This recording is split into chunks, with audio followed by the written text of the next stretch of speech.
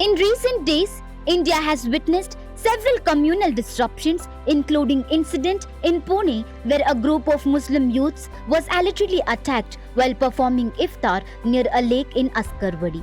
Amid these incidents, Karnataka's Nilmangala city has sent a strong message of Hindu-Muslim brotherhood and unity, led by actor Vinod Raj, who organized an iftar meet.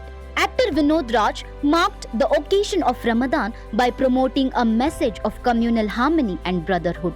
Reports stated that he sat with members of the Muslim community and distributed fruits as part of the celebrations.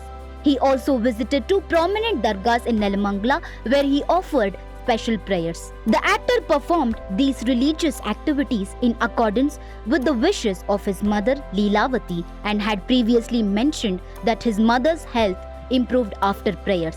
He also reflected on how the COVID pandemic taught many lessons, emphasizing that India is a secular nation where people should live together peacefully. His gesture has been widely appreciated by public, with many praising his efforts to promote communal harmony. ನನ್ನ ತಾಯಿಯವ್ರ ಕಾಲದಿಂದ ಕೋವಳಮ್ಮಲ್ಲಿ ದರ್ಗಾ ಇತ್ತು. ಅಲ್ಲಿ ಹೋಗಿ ಯಾವಾಗಲೂ ಬೀಗ ಹಾಕ್ಬಿಟ್ಟು ಬರೋರು, ನನ್ನ ಕಷ್ಟನ ಹೇಳ್ಕೊಂಡು ಬರೋರು. ಈ ಮೊಹಮ್ಮದ್ ಅವರ ಒಂದು ಇದು ಅಲ್ಲಿ ಬಂದ ಅಂಶ ಅಲ್ಲಿ ಸೇರ್ಕೊಂಡು ಅಲ್ಲಿ ಸಮಾಧಿಯಾಗಿದ್ದಾರೆ ಕೋವಳಂನಲ್ಲಿ. ಪ್ರತಿ ವರ್ಷನೂ ನಮ್ಮ ತಾಯಿಯವರಲ್ಲಿ ನೋಡೋರು. ಇತ್ತೀಚೆಗೆ ಅವರ 3-4 ವರ್ಷದ ಹಿಂದೆ ಅವರ ಆರೋಗ್ಯ ಕ್ಷೀಣಿಸಿದಾಗ ಇದೇ ದರ್ಗಾಕ್ಕೆ ಬಂದು ನಾವು ಬರ್ಕೊಟ್ಟಿದ್ವಿ. ಅಮ್ಮವ್ರ ಹೆಸರನ್ನ ಬರ್ಕೊಟ್ಟವ್ರೆ. ಅವ್ರಿಗೆ ಗುಣ ಆಗಬೇಕು ಅಂತ ಹೇಳ್ಬಿಟ್ಟು ದಯವಿಟ್ಟು ಅವರ ಹೆಸರಲ್ಲಿ ದುವಾ ಮಾಡಿ ಅಂತ ಹೇಳಿದ್ವಿ. ಪಾಪ ದುವಾ ಮಾಡಿದ್ರು. 1 ವರ್ಷ ಹೇಗೋ ನನ್ನ ತಾಯಿಯವ್ರು ನಿಜವಾಗ್ಲೂ ಆರೋಗ್ಯವಾಗಿತ್ತು. ನಂತರ ಭಗವಂತನ ಇಚ್ಛೆ ನಮ್ಮ ಹತ್ರ ಇಲ್ಲ ಯಾವುದು. ಆ ನಂಬಿಕೆ, ಆ ವಿಶ್ವಾಸ, ಆ ಪ್ರೀತಿ.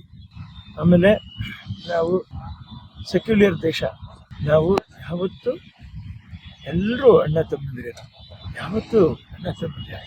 ನೋಡ್ರಿ, ನಿಮಗೆ ಸಾಹಿತ್ಯದಲ್ಲಿ ಬರೆಯುವಾಗ ರಘುಪತಿ ರಾಘವ ರಾಜಾರಾಮ್, ಪತೀತ ಪಾವನ ಸೀತಾರಾಮ್, ಈಶ್ವರ್ ಅಲ್ಲಾ ತೇರೆ ನಾಮ್, ಸಬ್ಕೋ ಸಮ್ಮತಿ ದೇ ಭಗವಾನ್. ಯಾಕೆ ಅದು ಬರೆದ್ರು? ನಾವೆಲ್ಲರೂ ಅಣ್ಣ ತಮ್ಮಂದಿರಾಗೆ ಜೊತೆಲೆ ಬಾಳ್ಬೇಕು, ಬದುಕಬೇಕು. ಎಷ್ಟೋ ವರ್ಷಗಳ ಹಿಂದೆ ಅದು ಬರೆದಿಟ್ಟೋದಂದ್ರೆ ಸುಮ್ಮನೆ ಅಲ್ಲ. ಅದು ನಾವು ಇವತ್ತೇನೋ ನೋಡ್ಬಿಟ್ಟು ಏನೋ ಕಲ್ತ್ಬಿಟ್ಟು ಇದು ಹೀಗಲ್ಲ, ಇದು ಹಾಗಲ್ಲ, ಹಾಗಲ್ಲ, ಹೀಗಲ್ಲ ಅಂತ ಎಷ್ಟೋ ಮಾತಾಡ್ತೀವಿ. ಅದೆಲ್ಲ ನಾವು ಒಗ್ಗಟ್ಟಲ್ಲಿ ಬಾಳದೇನೆ ಐಶ್ವರ್ಯ, ಒಗ್ಗಟ್ಟಲ್ಲಿ ಬಾಳದೇನೆ ಆರೋಗ್ಯ, ಒಗ್ಗಟ್ಟಲ್ಲಿ ಬಾಳದೇನೆ ಅಭಿವೃದ್ಧಿ, ಒಗ್ಗಟ್ಟಲ್ಲಿ ಬಾಳದೇನೆ ವೀರ, ಒಗ್ಗಟ್ಟಲ್ಲಿ ಬಾಳದೇನೆ ಮನುಷ್ಯನಿಗೆ ಯಶಸ್ಸು ಎಲ್ಲವೂ. ಆ ಒಗ್ಗಟ್ಟು ಮುರಿದಾಗನೇ ಹೆಚ್ಚು ಕಡಿಮೆ ಆಗುತ್ತೆ ಜೀವನದಲ್ಲಿ. ದುಡುಕಬಾರ್ದು. ಇವತ್ತು ದುಡುಕಿರುವಂಥ ಪರಿಸ್ಥಿತಿ ಎಲ್ಲೆಲ್ಲಿ ಬಂದು ಮನುಷ್ಯನಿಗೆ ಎಷ್ಟೆಷ್ಟು ತೊಂದರೆಗಳಾಗ್ತಾ ಇದೆ ಅಂತ ನಾವೆಲ್ಲರೂ ಇದನ್ನೆಲ್ಲ ಕಂಡ್ಕೊಂಡೇ ಇದ್ವಿ. ನಾವು ಜೀವನದಲ್ಲಿ ನಾವು ದುಡುಕಬಾರ್ದು ಯಾವತ್ತು. ನಮ್ಮ ಭಾರತ ದೇಶ, ಈ ಭಾರತ ದೇಶನ, ಈ ಸಂಸ್ಕಾರ, ಈ ಸಂಸ್ಕೃತಿನ, ಈ ಪ್ರೀತಿನ, ಈ ಸೆಕ್ಯುಲರಿಸಮ್ನ ಇಡೀ ಪ್ರಪಂಚ ನಮ್ಮನ್ನು ನೋಡಿ ಕಲಿಬೇಕು. ಇವತ್ತು ಪ್ರಪಂಚ ನೋಡಿ ಕಲಿಬೇಕಾದ ಬಹುಶಃ ಬೇರೆ ಏನೋ ಇಲ್ಲ ಅಂತ ನನಗೆ ಅನ್ನಿಸ್ತಿದೆ. ಎಷ್ಟೆಲ್ಲ ತಿಳ್ಕೊಂಡವ್ರು, ಎಷ್ಟೆಲ್ಲ ಕಲ್ತವ್ರು, ಕೇವಲ ಒಂದು ದುಡುಕನ್ನ ಬಿಡಕ್ಕಾಗದೇ ಇರುವಂಥ ಪರಿಸ್ಥಿತಿಯಲ್ಲಿ ಇವತ್ತು ನಾವೆಲ್ಲರೂ ತತ್ತಳಿಸಿ ಹೋಗೋ ಥರ ಆಗ್ಬಿಟ್ಟಿದೆ. ದಯವಿಟ್ಟು ಉತ್ಸಾಹಿಗಳಾಗಿದ್ರೆ ಹೊರತು ಯಾರು ದುಡುಕಬಾರ್ದು ಜೀವನದಲ್ಲಿ. ದುಡುಕು ಒಳ್ಳೆಯದಲ್ಲ, ದುಡುಕು ಭಾರಿ ಕೆಟ್ಟದು. ನಾವು ಪ್ರೀತಿಯಿಂದ ಜೀವನ ಮಾಡಬೇಕು, ಪ್ರೀತಿಯಿಂದ ಬಾಳ್ಬೇಕು. ಹಸಿದಾಗ ನಾವು ಕೇಳೋದು ಊಟ, ಈ ಊಟ, ಆ ಊಟ, ಇವ್ರು ಕೊಟ್ಟರು ಅವ್ರು ಕೊಟ್ಟರು ಅಂತ ಕೇಳೋದು. ಹಸಿದಾಗ ನಾವು ಕೇಳೋದು ಊಟ. ಕೊರೋನಾ ನಮ್ಗೆ ಕಲಿಸ್ಕೊಟ್ರು ಅಂತ ದೊಡ್ಡ ಪಾಠ ಇದೆ. ಇದನ್ನು ನಾವು ಅರ್ಥ ಮಾಡ್ಕೊಂಡು ಪ್ರೀತಿಯಿಂದ ನಾವು ಬಾಳ್ಕೊಂಡು ಹೋಗ್ಬೇಕು. ಅಭಿವೃದ್ಧಿ ಕಡೆ ಯೋಚನೆ ಮಾಡಬೇಕು, ಸೇವೆ ಕಡೆ ಯೋಚನೆ ಮಾಡಬೇಕು. ಕಷ್ಟದಲ್ಲಿರೋರಿಗೆ ನಮ್ಮಿಂದ ಏನಾದರೂ ಸಹಾಯ ಮಾಡೋಕ್ಕಾಗತ್ತೆ ಅಂತ ಯೋಚನೆ ಮಾಡಬೇಕು. ತಲೆಯಲ್ಲಿ ಬೇರೆ ಯಾವುದು ಬರಬಾರ್ದು. ಇದನ್ನು ಮಾಡ್ತಾ ಮಾಡ್ತಾ ಮಾಡ್ತಾ ಮಾಡ್ತಾ ಏನಾಗುತ್ತೆ ಅಂದರೆ, ಅದೇ ಮಾತಾಡಿದಾಗ ಬಚ್ಚಿಟ್ಟದ್ದು ಪರರಿಗೆ, ಕೊಟ್ಟಿದ್ದು ತನಗೆ. ಕೊಟ್ಟು ತಾ ಕೆಟ್ಟೇನೆಂದ ಬೇಡ, ಕೊಟ್ಟು ತಾ ಕೆಟ್ಟೇನೆಂದೇನ ಬೇಡ, ಕೊಟ್ಟಿದ್ದು ಕಟ್ಟಿಟ್ಟ ಬುತ್ತಿ ಕಾಣ ಸರ್ವೇಟ. ಇದು ಸತ್ಯ. ಇದೇ ನಾವು ಅರ್ಥ ಮಾಡ್ಕೊಂಡು. ಮುಸಲ್ಮಾನ ಸಮುದಾಯದವ್ರಿಗೆ ಒಂದು ಹಣ್ಣು ಹಂಪಲನ್ನು ಉಪವಾಸಕ್ಕೋಸ್ಕರ ಕೊಟ್ಟಿರುವಂಥದ್ದು, ಈ ಒಂದು ಭಾವೈಕ್ಯ ಸಂದೇಶವನ್ನು ಯಾವ ರೀತಿ ಹೇಳ್ತೀರಾ? ತಾಯಿ ಕೂಡ ಆಚರಣೆ ಮಾಡ್ಕೊಂಡು ಬರ್ತಾ ಇದ್ದಾರೆ. ನನ್ನ ತಾಯಿಯವ್ರ ಕಾಲದಿಂದ ಕೋವಳಮ್ಮಲ್ಲಿ ದರ್ಗಾ ಇತ್ತು. ಅಲ್ಲಿ ಹೋಗಿ ಯಾವಾಗಲೂ ಬೀಗ ಹಾಕ್ಬಿಟ್ಟು ಬರೋರು, ನನ್ನ ಕಷ್ಟನ ಹೇಳ್ಕೊಂಡು ಬರೋರು. ಈ ಮೊಹಮ್ಮದ್ ಅವರ ಒಂದು ಇದು ಅಲ್ಲಿ ಬಂದ ಅಂಶ ಅಲ್ಲಿ ಸೇರ್ಕೊಂಡು ಅಲ್ಲಿ ಸಮಾಧಿಯಾಗಿದ್ದಾರೆ ಕೋವಳಂನಲ್ಲಿ.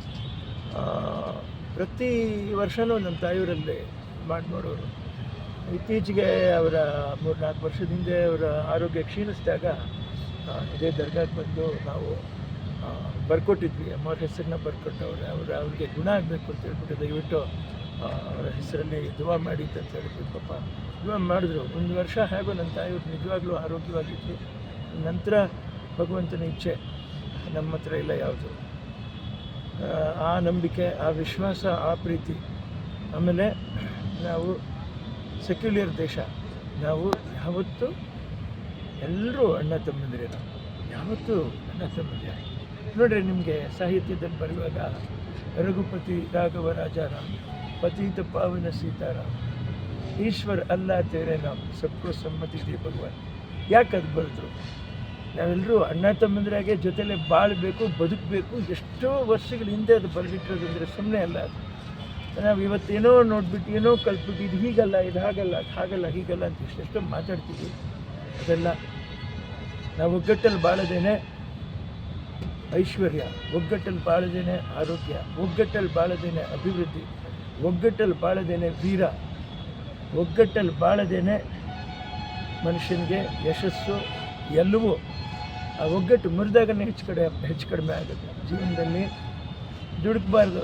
ಇವತ್ತು ದುಡುಕಿರುವಂಥ ಪರಿಸ್ಥಿತಿ ಎಲ್ಲೆಲ್ಲಿ ಬಂದು ಮನುಷ್ಯನಿಗೆ ಎಷ್ಟೆಷ್ಟು ತೊಂದರೆಗಳಾಗ್ತಾಯಿದೆ ಅಂತ ನಾವೆಲ್ಲರೂ ಇದನ್ನೆಲ್ಲ ಕಂಡುಕೊಂಡೇ ಇದ್ದೀವಿ. ನಾವು ಜೀವನದಲ್ಲಿ ನಾವು ದುಡುಕಬಾರ್ದು ಯಾವತ್ತೂ. ನಮ್ಮ ಭಾರತ ದೇಶ, ಈ ಭಾರತ ದೇಶನ, ಈ ಸಂಸ್ಕಾರ, ಈ ಸಂಸ್ಕೃತಿನ, ಈ ಪ್ರೀತಿನ, ಈ ಸೆಕ್ಯುಲರಿಸಮ್ನ ಇಡೀ ಪ್ರಪಂಚ ನಮ್ಮನ್ನು ನೋಡಿ ಕಲಿಬೇಕೇ ಹೊರತು ಪ್ರಪಂಚ ನೋಡಿ ಕಲಿಬೇಕಾದ ಬಹುಶಃ ಬೇರೆ ಏನೂ ಇಲ್ಲ ಅಂತ ನನಗೆ ಅನ್ನಿಸ್ತಿದೆ. ಎಷ್ಟೆಲ್ಲ ತಿಳ್ಕೊಂಡವ್ರು, ಎಷ್ಟೆಲ್ಲ ಕಲ್ತವ್ರು, ಕೇವಲ ಒಂದು ದುಡುಕನ್ನ ಬಿಡೋಕ್ಕಾಗದೇ ಇರುವಂಥ ಪರಿಸ್ಥಿತಿಯಲ್ಲಿ ಇವತ್ತು ನಾವೆಲ್ಲರೂ ತತ್ತಳಿಸಿ ಹೋಗೋ ಥರ ಆಗ್ಬಿಟ್ಟಿದೆ. ದಯವಿಟ್ಟು ಉತ್ಸಾಹಿಗಳಾಗಿದ್ರೆ ಹೊರತು ಯಾರೂ ದುಡುಕಬಾರ್ದು ಜೀವನದಲ್ಲಿ. ದುಡುಕು ಒಳ್ಳೆಯದಲ್ಲ, ದುಡುಕು ಭಾರಿ ಕೆಟ್ಟದು. ನಾವು ಪ್ರೀತಿಯಿಂದ ಜೀವನ ಮಾಡಬೇಕು, ಪ್ರೀತಿಯಿಂದ ಬಾಳಬೇಕು. ಹಸಿದಾಗ ನಾವು ಕೇಳೋದು ಊಟ, ಈ ಊಟ, ಆ ಊಟ, ಇವ್ರು ಕೊಟ್ಟರು, ಅವ್ರು ಕೊಟ್ಟರು ಅಂತ ಕೇಳಲ್ಲ. ಹಸಿದಾಗ ನಾವು ಕೇಳೋದು ಊಟ. ಕೊರೋನಾ ನಮ್ಗೆ ಕಲಿಸ್ಕೊಟ್ರು ಅಂತ ದೊಡ್ಡ ಪಾಠ ಇದು. ಇದನ್ನು ನಾವು ಅರ್ಥ ಮಾಡಿಕೊಂಡು ಪ್ರೀತಿಯಿಂದ ನಾವು ಬಾಳ್ಕೊಂಡು ಹೋಗಬೇಕು. ಅಭಿವೃದ್ಧಿ ಕಡೆ ಯೋಚನೆ ಮಾಡಬೇಕು, ಸೇವೆ ಕಡೆ ಯೋಚನೆ ಮಾಡಬೇಕು.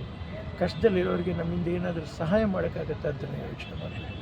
ತಲೆಯಲ್ಲಿ ಬೇರೆ ಯಾವುದೂ ಬರಬಾರ್ದು. ಇದನ್ನು ಮಾಡ್ತಾ ಮಾಡ್ತಾ ಮಾಡ್ತಾ ಮಾಡ್ತಾ ಏನಾಗುತ್ತೆ ಅಂದರೆ, ಅದೇ ಮಾತಾಡಿದ್ರೆ, ಬಚ್ಚಿಟ್ಟದ್ದು ಪರರಿಗೆ, ಕೊಟ್ಟಿದ್ದು ತನಗೆ.